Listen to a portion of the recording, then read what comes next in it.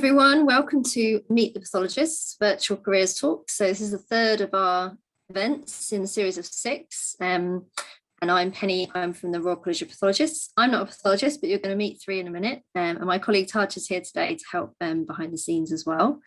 So today we've got 3 of our members who work in different areas of pathology. So Dr Alex Willsher, Dr Farah Shahi and Dr Mahesh Sharma. So you're going to meet all those in a minute. Just before we start, in case some of you are not quite sure what a pathologist is, you might have heard the term, but not quite sure what it means, or you might think it's just to do with autopsies. I'm going to show a really short animation just to give you an idea of how many different types there are. Pathologists are experts in disease. Their job is to work out what is making someone unwell, advise on their treatment, and stop other people getting ill the same way. Pathologists work in laboratories, in clinics, and on hospital wards. Every blood test, allergy diagnosis, or search for infection will involve a pathology team. People who work in pathology services specialise in particular areas. For example, if you're anemic, a haematologist will find out why. When you find a lump, a histopathologist will work out if you have cancer or not. If you have diabetes, a chemical pathologist will plan your treatment. And when you've got an infection, a microbiologist will advise whether or not you need antibiotics, and if so, which one. Bridging science and medicine, pathologists underpin every aspect of patient care, diagnosing, treating and preventing disease. They are a key part of the healthcare team.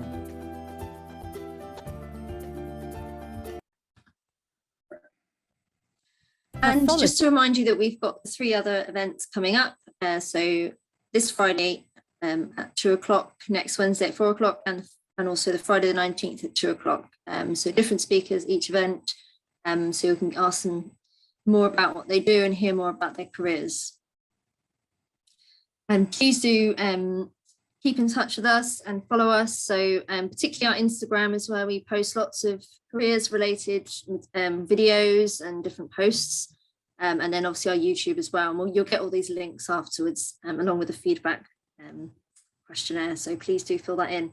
So I'm going to stop sharing. I'm going to introduce our first speaker, Dr. Alex Willsher. Alex, over to you.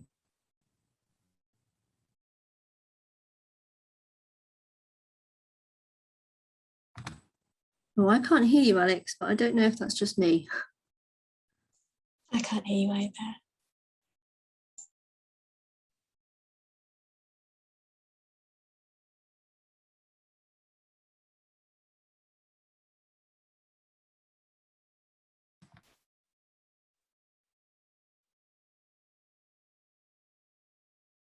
I think Alex is just sorting out her sound. Just give us a couple of minutes. Just to say as well, if you think of questions for our speakers while they're talking, please just put them in the Q&A area, and then we'll get to those towards the end.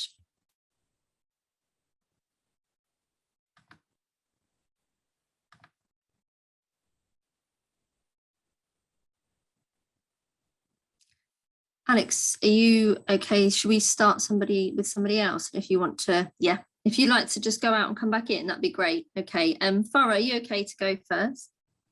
Yeah, that's fine.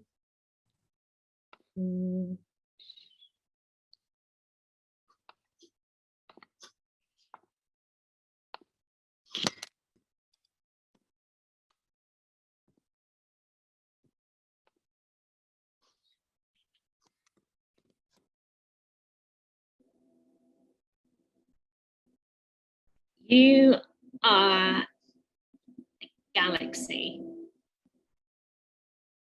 because on literally every surface inside and out of you are trillions of bacteria and viruses and fungi that we call microorganisms.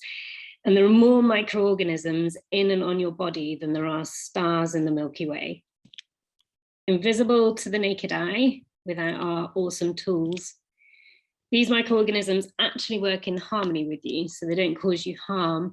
But for example, we know that there are microorganisms, or a community of them, called the gut microbiome, that live in your belly. and they're a sort of ground for your immune system training, and they can even affect the way that you think. But sometimes those microorganisms can get into the wrong place. And when they do that, they can cause symptoms of infection. So things like fever and shivers and shakes and hot and red areas and feeling generally unwell. And that's where I come in. My name's Farah Shahi. I'm an ID, infectious diseases and microbiology doctor and researcher. You may have heard of us ID lot from such things as this pandemic, where we were early frontline fighters against COVID. In fact, COVID is a really good example of an infection that doesn't normally live in or on you, but instead it passes from person to person. And that's because different infections can be passed in different ways. As I say, most of them are the right bugs getting into the wrong place that live on your body normally, but some of them are outside of you. So as well as COVID, there's things like malaria, which is a parasite which is carried by mosquitoes. So some of my job involves treating patients with infections that were caught in tropical countries, and that just highlights how varied my job can be, and infection medicine itself. But I didn't always know that I wanted to be a doctor, and when I did know that I wanted to be a doctor, I didn't really know what sort of doctor I wanted to be. But going back to where I was, where you are now, I think I started thinking about what I enjoyed and what I was good at. And it doesn't always go to plan, and that's fine, because that's life and these things take time and you don't have to stick with the first choice. But I slowly realized that a lot of the things I really enjoyed was things like murder mystery solving and finding out a rare answer at the end of a story. So when I was little, and I have no idea what this means, but I wanted to be a dinosaur hunter or a private detective. And I really liked murder mystery programs and things like the X-Files. And as some of you may know, Sherlock Holmes was actually written by a medical doctor about one of his senior medics. But aside from the mystery side of things, I knew I didn't want to work in an office. I wanted to meet people. I wanted to do something that was hands-on and practical. And I also wanted to travel. And actually, my favorite subjects before A-level were things like drama and art and English lit and languages. And I think there's this myth that scientists and medics aren't creative people and they don't like that sort of thing. But actually, this was a sign that I enjoyed being creative, which is what you need to be as a researcher. And I get all of this in my job as an ID and microbiology medic and researcher. I'm not limited to the office. I get to meet people in and outside of research and clinical. I get to work in the lab in clinical and in research on things that actually have a purpose and can help people. I teach life-saving CPR skills. I've worked on the recent COVID vaccine trials. And because I'm interested in global health, I get to do things like travel the world just through my job alone. I researched the gut microbiome that I mentioned at the beginning of the talk. And now I'm looking for ways of diagnosing or finding the cause of infection in patients more quickly. And all of that sort of taps into that mystery solving thing and feeling creative that I really enjoy. And also tapping into my love of X-Files comes from things like researching and learning about parasites, and they can live in and on your body. And in my spare time, I get to use my superpowers for good and teach infection medicine on Instagram, which again taps into my creative side. And sometimes I also get to act like I'm not scared when I am. So that's where my drama skills came in. And I'm joking, obviously, you're well trained for dealing with scary situations and you're always part of a team. So it's really nice. So have a think, because it might be that actually your favorite subject isn't what you think you're going to do for the rest of your life. It might be that there's something about your favorite subject that really taps into a skill that you have that you don't even realize that you have. And if you're still trying to work it out, then from tonight, you can look up at the night sky and remember that you are a galaxy in your own right and anything is possible. Thanks. Thank you so much, Farah. That was fantastic. And please do post your questions for Farah in the Q&A, and we'll get to those towards the end. So Alex, I don't know if you want to try, see if your sound is working. Hello, can you hear me now? Yes, hooray. Okay. Great. I'm so sorry about that, everybody. No worries. I think you may need to re-enable me to share my screen. Yes, apologies. Yeah, I'll just do that now.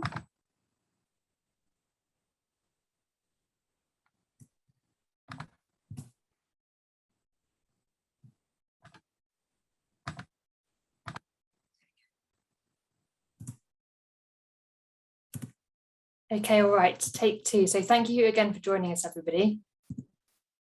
And that was a really great talk. I will try my best to follow. So as Penny's already said, my name is Dr. Alex Willsher. I'm a pathology doctor in training, or histopathology, some of you may have heard of. And what that means is I did A-levels at school or college, as some of you may be, predominantly in science subjects, but also in history. Again, like Farah said, I was interested in the humanities as well as science, and I think that's important to say. I then did 6 years at medical school, did 2 years of general training, which all new doctors had to do, and then chose to specialise. And as that animation we saw right at the beginning said, pathology is really about the nuts and bolts of how our body works. And if we can understand how it works in health, then it can help us in understanding when things aren't going so well in disease.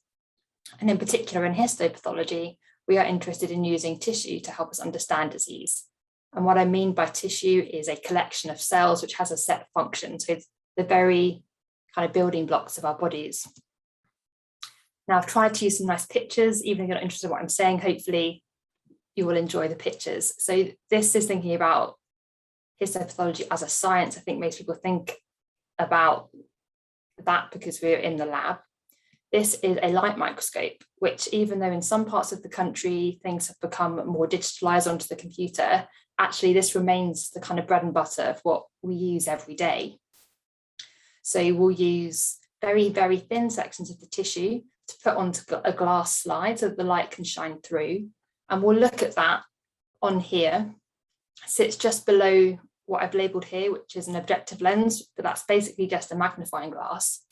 I think one of the most important skills of a histopathologist is to be methodical, and these all have different strengths. So we'll look at something on what we might call helicopter view, which will magnify it twice and have a look through all of the tissue, and then we'll pick the higher magnification, so 10 times or even 40 times zoomed in. And it's that attention to detail which is so important, picking out those things that just don't look quite right. And that will then allow us to communicate that to our other colleagues and to help figure out the best path for the patient.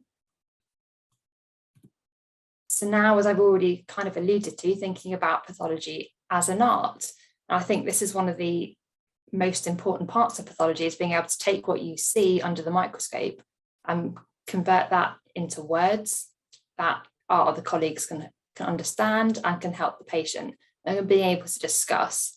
And as well as looking at the microscope, a large part of our day is attending meetings with our colleagues, and that will also include the doctors that will look at the scans of the patient as well, and together they'll make a decision about the best course of action. So I'm not an artist, but on your left is a famous painting by Gustav Klimt, and on your right is a picture of someone's large bowel. And if I can try and convince you that number one is it's an oval shape, it's got quite a dark tone to it, it's all a similar colour, and it's all a similar texture as what I meant. The contrast is quite the same. It's not dissimilar to number 4, which is the cytoplasm of the cell. It's all a very similar shade of colour. Whereas number 2 is an oval within that bigger oval. It's got different colours and perhaps different textures. And if I can convince you, that is a bit like number 5, which is the nucleus. And that's what we'd say it's heterogeneous. It's got different colours and different shades. And again, the number 3 is supposed to be pointing to the smaller orange circle within that second smaller oval, which number 6 is the nucleolus. And that's all the genetic information concentrated. And that's again something that we would point out. That means that cell isn't quite right. And being able to appreciate that difference between what is normal and what is not normal is so important. And I think that art form is sometimes perhaps lost when people think about medicine, because there are so many different things that you can do with a medical degree if you think it might be right for you. And then lastly, I'm going to talk to you about Harry Potter and about reading. I loved Harry Potter when I was your age. You may not have grown up with the books, but you may have grown up with the films. And I chose this in part because I think it's quite iconic. Thinking about that pattern recognition that I've already spoken about, I think most people, even if you've not read it or seen a film, you'd know that this is Harry Potter and this who it was written by, and that it's quite large part of popular culture over the last kind of 20 years. And again, thinking about reading and the skills and the things that you enjoy doing when you're not at school or you're not at work, I think reading requires some imagination. And going back to the job, thinking about taking that visual information and putting it into words, it requires concentration for you to be methodical. And I think those are all things that if you think about the skills and things that you like doing, you can think about something you might want to do in the future. And I think that's me. And I apologise again for the issue at the beginning. I'll hand back over to you, Penny. Thank you, Alex. That was great. And I can see some questions coming in. Do keep them coming in. It's really great to hear about all the, links between people and the interests and skills of our pathologists and what they do in their work. So definitely something for everyone to think about. So I'm going to introduce our third speaker now, Dr. Mahesh Sharma, who works in haematology. Over to you, Mahesh. Hey, okay, I'll just share my screen now. Cool, hopefully you can all see that okay. Perfect. Yeah, look, my name is Mahesh. I want to talk to you about a career in haematology. And haematology is looking at disorders of blood and looking after patients who have disorders of their blood. So haematology and pathology in general actually does require problem solving. And particularly in haematology, sometimes there's a time element to it. So if you're good at solving problems, but under pressure, and sometimes what I mean by pressure is under time pressure, particularly, and it might even be a matter of hours, where you've got to make a decision or come to a diagnosis, and haematology is definitely the sort of thing that you'll be good at if you like doing that. I'll just talk you through a patient's journey as they meet a haematologist for the first time. So it could be that a GP or an emergency doctor has worked out that a patient is anemic, which simply means they haven't got enough blood, and then they would contact us. And in the first instance, we might organise a blood transfusion, so give them some donor blood donated by somebody else to make them feel better in the short term. So that might be the first step that we do. But then we would have a look at their blood under a microscope to try to work out what's going on. To move from seeing the patient in the clinic or in the emergency department to the laboratory, take a sample of their blood with us, and then look at it under the microscope, and it will look something like this. The majority of those cells are red cells. That's actually a normal blood film.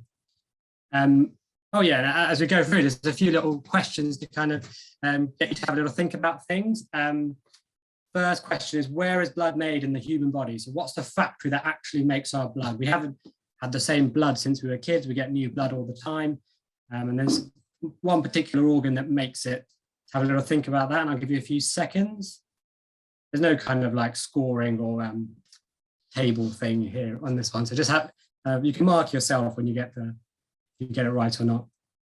So the answer is an organ called the bone marrow. It's something in the middle of the big bones, for example, like the pelvis bone. In the middle of it, you've got something called the bone marrow. It's a factory that makes our blood. So back to this patient. So they were found to be anemic. We gave them a blood transfusion. But then as haematologists, we would do a procedure called a bone marrow biopsy. So putting a big needle into the bone marrow and taking a sample of it. Again, going to the laboratory and having a look at it under the microscope. The procedure looks something like this. So haematologists are involved in doing these sort of procedures, which can be quite fun actually, sometimes. And then you look at it under a microscope and you see something like this. It looks slightly different to blood, the blood film, and then this helps us work out what's going on with this patient. Back to another question. What is the lifespan of red cells? Again, there's no marking. I'll give you a few seconds to have a little think about this. And it's a bit of a tough question, actually. You might be just taking a guess. You've got 1 in 3 chance of getting it right.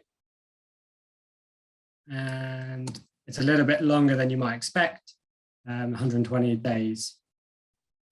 So the next part of the job of being a haematologist is, so we've worked out what's going on by doing our tests, the blood tests and the bone marrow biopsy, and then we've got to explain complex things to patients and their families. And we might even spend an hour explaining the diagnosis and explaining what we propose to do as a plan to fix the problem.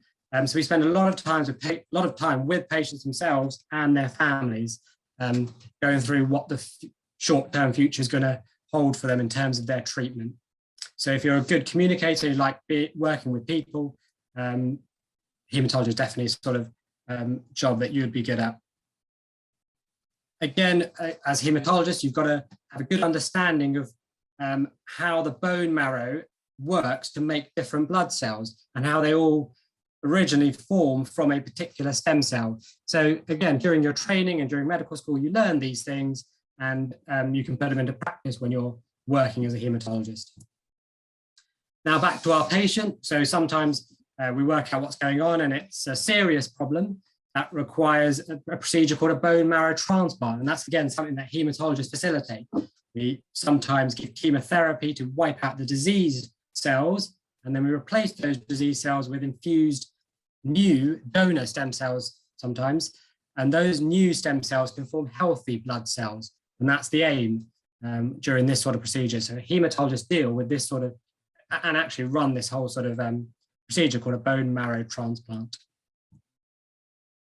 We do quite, another question actually, how many stem cell transplants do we do a year here in the UK? Again, I'll give you a few seconds to have a guess, because yeah, I'd be surprised if you guys come across this during your biology or GCSEs or A-level. Quite a lot. We do close to 4,000 transplants a year. And so in departments, one person will become a specialist in doing bone marrow transplants. And finally, hematologists work in a big team. There's not just the doctors, there's the nurses, the laboratory staff, psychologists, counsellors, pharmacists. There's a whole big, massive, big team of people who work together for each individual patient. So it's a massive team effort. And again, for those of you who really like working in teams, in sports teams or in drama at school, all those skills you're learning now, you might not realise it, but those are all going to be helpful if you end up going into a career in pathology, particularly hematology, because yeah, it's a massive team effort. Amazing. Thank you very much, guys. Cheers. Thanks for listening. Thank you so much, Mahesh. That was brilliant. Really nice insight to your work as a hematologist. So we've got loads of questions, so I won't waste any time because there's lots to get through. There's a few that have come in towards the beginning about the degrees and qualifications and the kind of A-levels and things you had to do to get to where you are now. So shall I start with Farah, as you went first? Could you just talk through what you studied and what? Yeah. So what did I do? I think for my AS and A levels, I did Latin to AS level, which is a bit weird, but I really liked Latin. Mostly I just like the books. And then I had to do biology and chemistry. And then I think the last one I chose ended up being maths, which actually I was never particularly good at until I did AS level. I think nowadays, I heard recently, you don't have to do biology to do medicine. You just have to do chemistry, but I think if you want to do medicine, you should probably do biology as well, because it will help so much more when you're trying to learn the medicine stuff later on. And then after that, I did 5 years of medicine plus an extra degree for a year in international health, so 6 years undergrad, and then the 2 years postgrad that Alex mentioned. And then for a little bit of time, this is what I mean when I say you don't have to choose your first choice, I did anaesthetics and critical care. And then I finally went into infectious diseases. So wide range of things. Brilliant. Yeah, and lots of interesting things along the way, I'm sure. Great, thank you. Alex, if you want to just talk through your background. Hi, yes, so not dissimilar. So I did chemistry, biology, maths and history, A-level, and then did 6 years at university, including a degree, a 1-year degree, and then did foundation training for 2 years. I then worked in paediatrics for a couple of years before I then chose to do pathology. And I'm now an academic trainee as well, so I'm doing some research. Great. What's your research about? So it's about kidney cancer, at looking at the single cell level. We're doing some sequencing, looking at the genetics. That sounds really interesting. And that's alongside your work diagnosing patients? Yes, at the moment. I'm before doing a PhD. That's the plan would then be to do a PhD and then do work after that and try and integrate it with clinical work, but it is difficult. I'm sure, lots of juggling time, but really interesting opportunities within pathology, it sounds like. And finally, Mahesh, you want to just talk through your qualifications? Yep, similar. I did biology. No, I didn't do biology actually. So I did chemistry, physics, maths, and further maths. Yeah, so very, very scientific. Actually, I think you actually needed biology to get into medicine at the time, but I just didn't have it, but I just got in. Yeah, got an interview and got in. And then, yeah, similarly, I did a 6-year degree as well, because in London, you've got to do something called an integrated degree. And yeah, so that was my route. How did you find that you needed to kind of catch up on biology, or it was in medicine, they do a bit of a recap in the first year or something? Yeah, pretty much in the first year, you catch up a lot. But yeah, I guess it is a bit strange not to have biology, but yeah, we just caught up in the first year. Okay, great, thank you. And I think a kind of follow-up question for that was, what was it? Did you find it tough, the kind of training, or have you? That was a question that somebody had. Was it very difficult to complete everything? I actually really struggled in my A-level years. I ended up redoing the entirety of chemistry and having a tutor, and essentially sort of semi-flunked in terms of trying to get the grades for medicine in my first year. So I found it really difficult. And then once I got into med school, I just really enjoyed it. And yeah, you have to work hard, but it was totally worth it overall in the end. And I just got better and better each year. I found it got easier and I enjoyed it more. And those skills that I'd already got sort of came to fore, and I knew what I was doing. So yeah. Yeah, I think that's a nice message for everyone, isn't it? It's just kind of stick with it and it does get easier, definitely. I'm going to move on to another question. What is the most challenging aspect of your job? I'm going to pass that to Alex first. I think probably a combination of the lifelong learning, and particularly I think histopathology, pathology in general is covered better in some medical schools than others, I think. So it depends a bit on your background, but there's a lot of new information to learn. And that is great in some respects, but it can also be overwhelming. And then I'd also say juggling all of the different aspects of your job, which are equally one of the, I think, best parts of medicine, that you can do some teaching, you can do some research, but it does mean that you're wearing lots of different hats and trying to manage those competing interests. Great, thank you. Mahesh, do you have any thoughts on the most challenging aspect of your job? Yeah, it's a difficult one. I guess sometimes, this is just from my experience in hematology, sometimes there's you've got patients with a condition that you actually can't do much about. So I obviously talked through a little bit about things like bone marrow transplants and chemotherapy. But sometimes there's no treatment for the disease that you found, and that's a bit, obviously that's a difficult thing for the patient, the family, and actually from ourselves as well, from the medical team's perspective. Oh yeah, and Farah, how about for you? What's the most challenging aspect? Yeah, I think the sad cases are usually the hardest, but also you do learn a lot about human beings generally, I think, in the job, and you do get to see a lot of different stuff. I work with quite vulnerable people a lot in infectious diseases. We have a lot of people who are drug users, some people who are, in really difficult situations, and sometimes you feel like you can't do enough to help them, and that can get a bit frustrating, I think. But yeah, and as Alex says, balancing the different hats, because like her, I did my academic clinical fellowship and now I'm doing research. So yeah, it gets difficult to balance work and life, but I'm working on that all the time, actually. So. Right, thank you. Somebody's asked about, can you go into pathology through a degree in biology or biochemistry? So I think you can. It depends then on which specialty you're interested in. Is that right? And then yeah, whether or not, because I think you can do a foundation year or an extra year to get into medicine. Is that right? Or to do an extra, I can't remember what they call it, but I think you can do a biology degree and then do a shorter medical degree. Is that right? Yeah, there's a postgrad entry. Yes, that's what I'm trying to say. I think that's normally a 4-year degree, and quite a few universities have that now. I think Warwick, King's, a few other people have that. And obviously you can do not necessarily have a degree, but you can do like an access to medicine. So you do a foundation year. That's available as well. I've read about. Yeah, and there's also clinical scientists. So consultant clinical scientists work at the same level as consultant doctors. And so in certain specialty areas of pathology, you can very much do training from a biomedical science degree or a biology degree and train as a clinical scientist as well. So we'll send you the links to all of this afterwards, but that's a great answer. So thank you for that. Let's see what other questions. We've got lots, so I'm going to try and get through as many as we can. This one's for Alex. Do you work with clinical scientists? What do clinical scientists do and how do you work with them? And do you see patients face to face? Sorry, that's 3 questions for you, Alex. Is that okay? Yeah, of course. So I don't see patients face to face.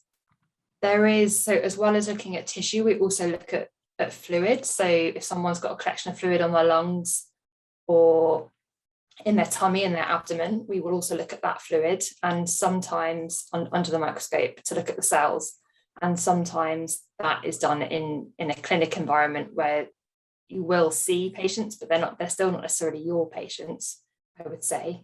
And then in terms of clinical scientists, yes, there are a few consultant clinical scientists within histopathology. They tend to just work in one specialty. So whereas for my training, I will look at every different part of the body, they will focus on one or 2 things, but they work at a similar level to a consultant with a medical degree. However, they don't always have exactly the same responsibility, I think, because of their training. But on a day-to-day level, they do similar things.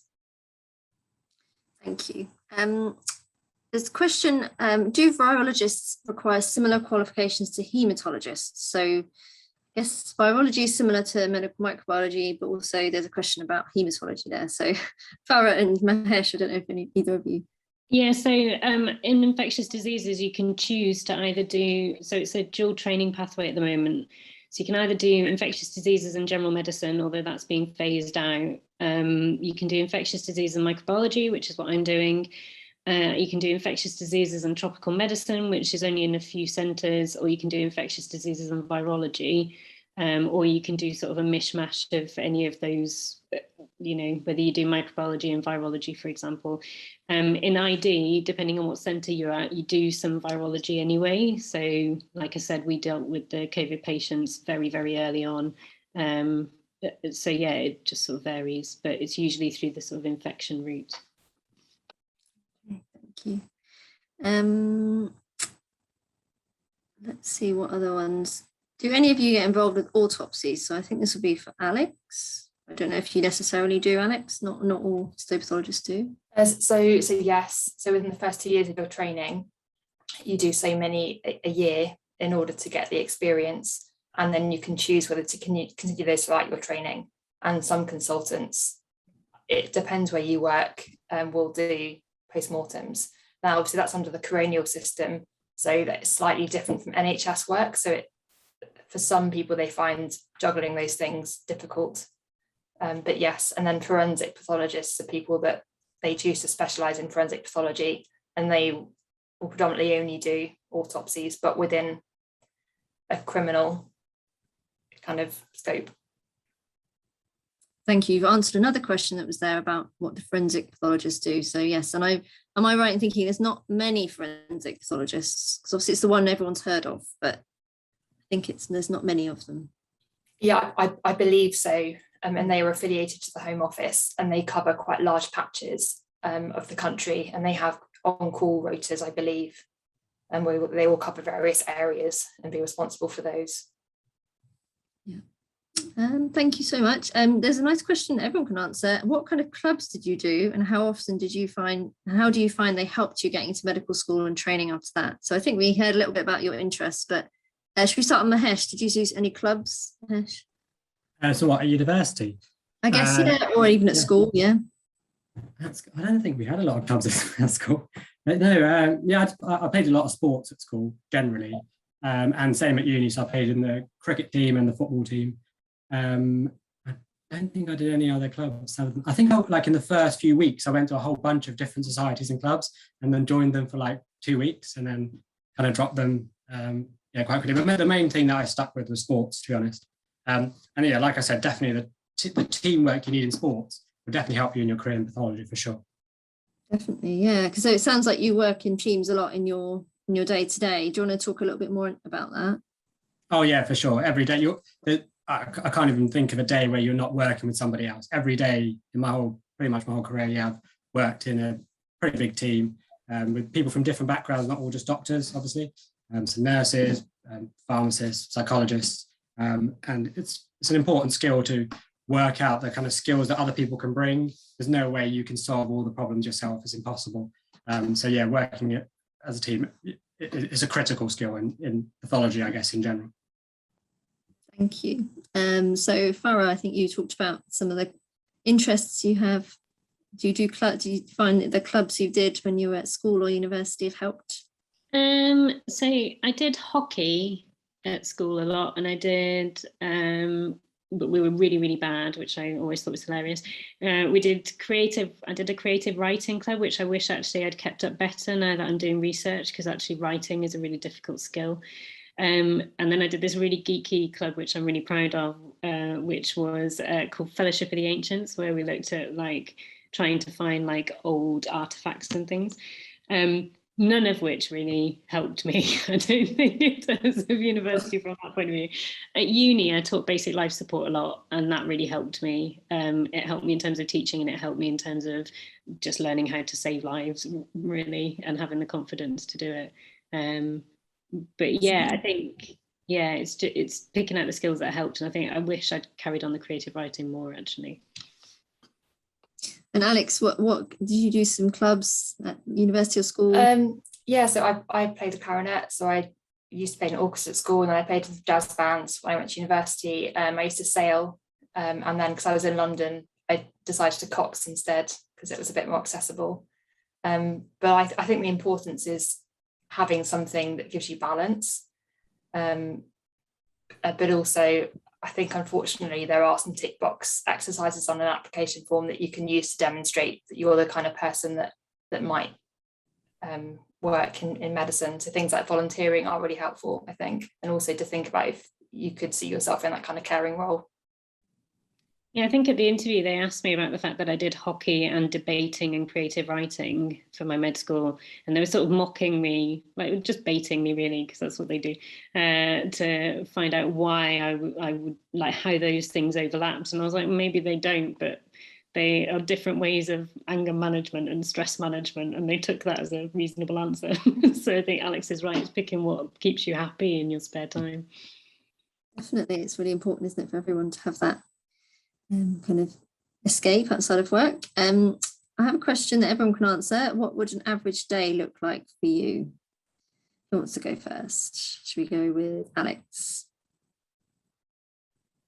Yep, so it depends. It might be doing an autopsy, which would take a couple of hours maybe.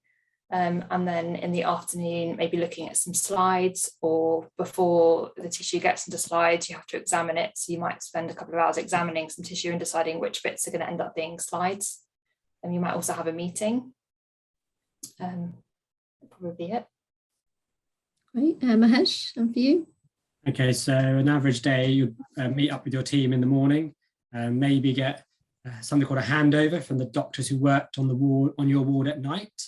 And then you would go around on a ward round, which is when you go together as a team with the junior doctors, the consultants, and the doctors in the middle, called registrars. We would go around to see all the patients, see how they're doing, literally every single patient on the ward. And then in my sort of role as a registrar in the afternoon, I might have to do a procedure called a bone marrow biopsy.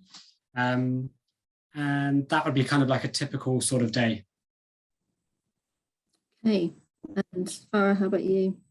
Clinically, kind of similar to what Mahesh has described. So if I'm on ID, then we do a ward round in the morning, and then I'd often see referrals in the afternoon as one of the regs.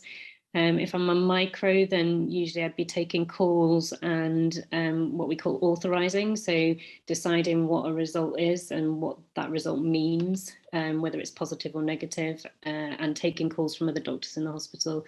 And in research, which is what I'm doing at the moment, it's basically my own time. At the moment, I'm learning how to do computer coding and writing papers, hopefully.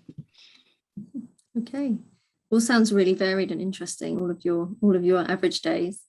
This kind of follows on from what you were saying, Mahesh. It's aimed for you, I think. A close family member has recently had a bone marrow transplant. Would a haematologist have been with the patient, or would they be more based in the lab and diagnosing? They definitely would have seen the patient 100%. Probably an expert in bone marrow transplants within haematology would have overseen their whole care. Yeah, they definitely would have met that patient and had a long chat with them about the risks and benefits of a transplant. And yeah, 100% they would have seen not only just a haematologist, but a haematologist who's an expert in transplant. Okay, so you can choose a certain area of haematology to specialise in, can you? Yeah, sure. And almost always that does happen, especially in bigger hospitals. Within haematology itself, which is in pathology, that can be broken down normally into four or five different areas, and transplant is one of them. Okay, thank you. Do you require work experience? So I think that kind of links with the answers that are coming out about the interviews. So Farah, I don't know if you want to follow up with that one.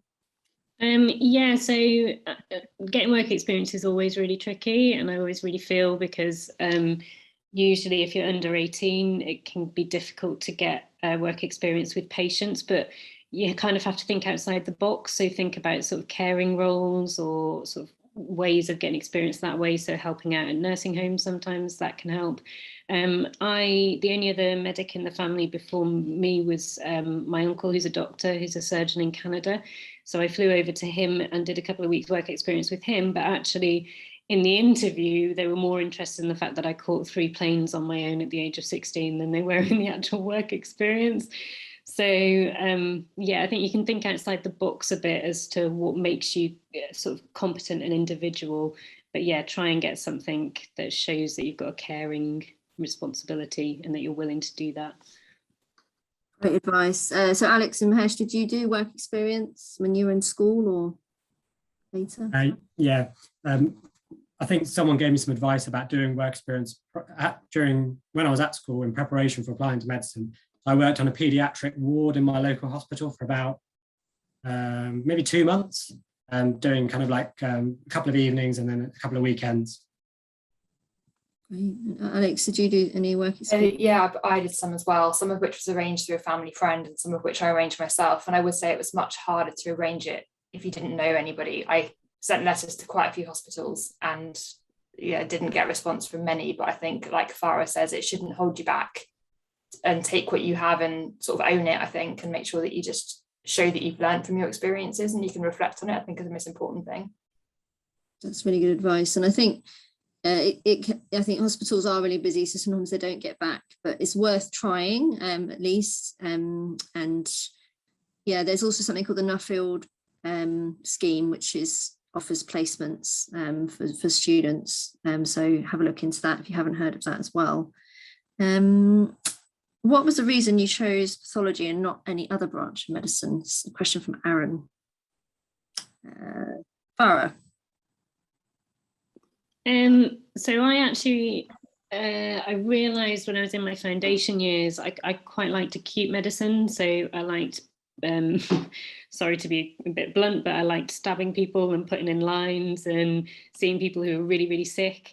And then I realised that actually what I enjoyed about that was the people who had infections, because when you treated those people, you could see them get better quite quickly, and I enjoyed watching them become human again.